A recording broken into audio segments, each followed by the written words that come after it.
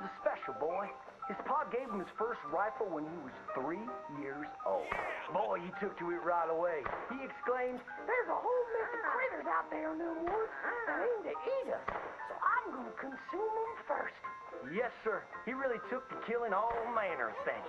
He was such a keen shot. One morning, he was sorting up some winter turnips for the root cellar when a big old bear and her cubs came in the kitchen hunting for food. It had a mind to eat up all the jams and preserves. Josiah grabbed that bear and wrestled her to the ground and squeezed and squeezed and squeezed.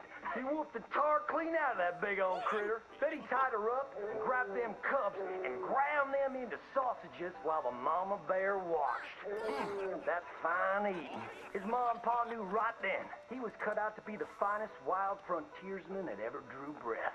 But first, they wanted him to get some book learning. After only 3 days of attending school, Josiah beat the living daylights out of a class bully and announced to his daddy that he was tired of ciphering and mathematics on account it's only good for adding up the number of critters or Indians you can kill. So he ran away from home and headed west.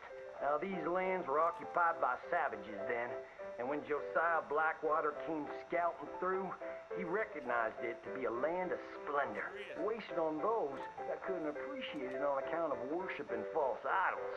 He got rid of all them pesky buffalo, and thereby ensured those infernal Injuns didn't have nothing to eat. Of course, that got them mightily riled up, so he had to slaughter all of them too. Just like his daddy had once done to the Redcoats in 1775. Right about that time, he met an Indian girl he took pity on account of having annihilated her family. She was 12 years old, and so he took her as his wife. She gave him 2 sons before she died of typhus.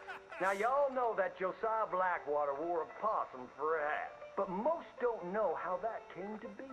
Well, one day, old Josiah was riding a couple of alligators down the Lanahatchee River. Riding, standing up, and shooting eagles right out of the sky when he sees a big old mountain lion about to eat a possum. Josiah grabbed that mountain lion by the tail and wrestled it till it was plumb dead. Well, that possum really took to Josiah. Followed him around like a dog loyal to its master. Yes, they had a lot of adventures together. Now, Josiah never cried a day in his life, but he pert near did on the day that possum passed. For they were mighty fine friends. So he skinned it and made it into a hat. Back in them days, a possum skin was as good as money, but he never parted with that hat, not even for $10. Once he founded the town of Blackwater, he sent word for settlers to come. It was the last stop in the west before San Francisco. He met a girl by the name of Rufina Helsby at a barn dance one night, took her as his wife, and settled down. Built himself a cattle empire and had 14 youngins. But Josiah Blackwater wasn't the home-loving kind, and he grew mighty restless. One day on the courthouse steps, he announced, "You may all go to hell, and I will go to Saint Denis." And so he did. Enjoyed French pursuits of strumpets and wanton gluttony, which is where he came upon the idea of running for Congress. He wore that possum hat every day as a congressman, as a reminder of where he come from, saying, "I may live in barbaric splendor, but I always remember, keep your friends close and your gun closer, because you don't know when you might have to shoot them."